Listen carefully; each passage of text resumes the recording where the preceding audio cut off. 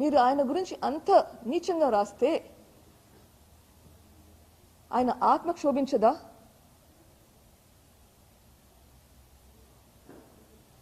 ఆయన గురించి ఆయన జస్టిఫై చేసుకోగలుగుతాడా? చనిపోయిన వాళ్ళ గురించి ఎప్పుడైనా ఎవరైనా చెడుగా మాట్లాడతారా?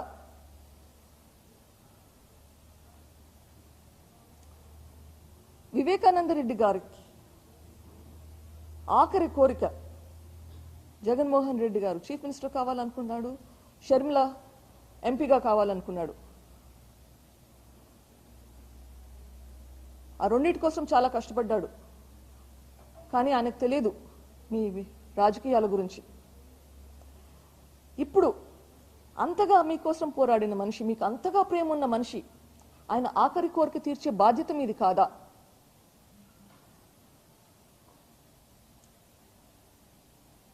షర్మిల గారు ఈ పార్టీ కోసం, వైఎస్ఆర్సీపీ పార్టీ కోసం ఎంత త్యాగం చేశారు. నెలల తరబడి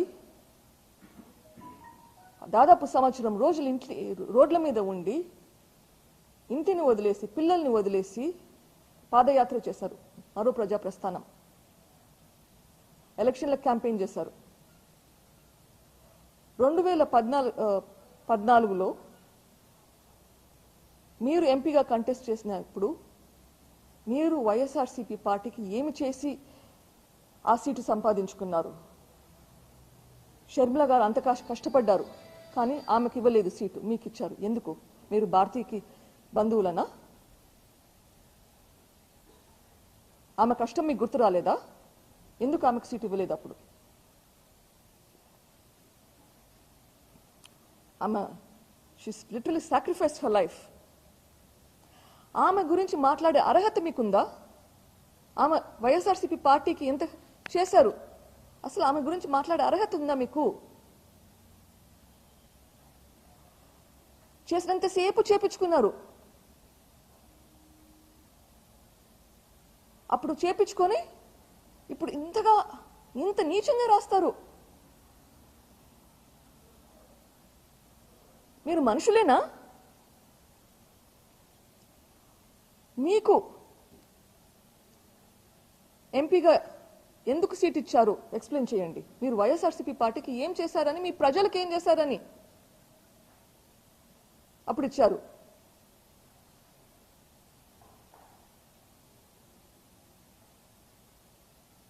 ఇప్పుడు నేను చెప్తున్నాను, వైఎస్ వివేకానంద రెడ్డి కూతురుగా, ఆయన ఆఖరి కోరిక తీర్చే అవకాశం మీకుంది. Skip this election, withdraw your nomination.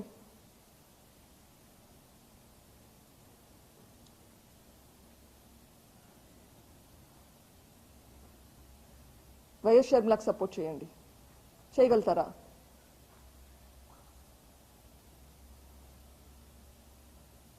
ఎప్పుడైనా ఎవరి గురించి అయినా చెడుగా మాట్లాడేటప్పుడు ఆలోచించాలి. ఏదైనా తప్పు పని చేసేటప్పుడు ఆలోచించాలి. తప్పు చేయాలంటే 10కి 100 సార్లు ఆలోచించాలి. నేను అడిగేది ఒక మంచి పని చేయమని చెప్పి, ప్రజలను కోరేది ఒక మంచి పని చేయమని చెప్పి. మంచి పని చేయడానికి అంతగా ఆలోచించాల్సిన పని లేదు. ఈరోజు హంతకులకు ఓటేయొద్దండి, మీకోసం పోరాడే వాళ్ళ కోసం ఓటేయండి అని అడుగుతున్నాను. అంతే. Thank you.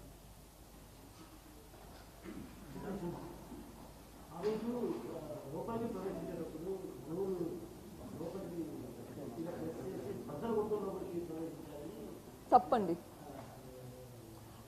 తలుపులు బద్దలు కొట్టుకోలేదు. మీరు ఎప్పుడు ఇంటికి వస్తే నేను ఎక్స్ప్లెయిన్ చేస్తాను, డోర్ చూపించి యాక్చువల్గా ఏంటి ప్రాసెస్ అక్కడ అని చెప్పేసి. బద్దలు కొట్టుకోలేదు.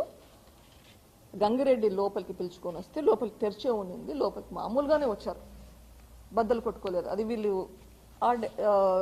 ఈ ఇంకో కాకమ్మ కబురు అనుకోండి. అది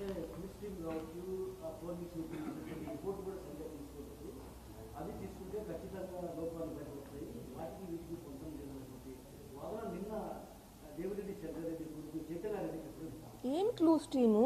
అదే కొంచెం క్లారిటీ ఇవ్వండి. క్లూస్ టీం అంటారు, ఫోరెన్సిక్ టీం అంటారు. ఏమన్నారు, ఏమి తప్పు చెప్పారు?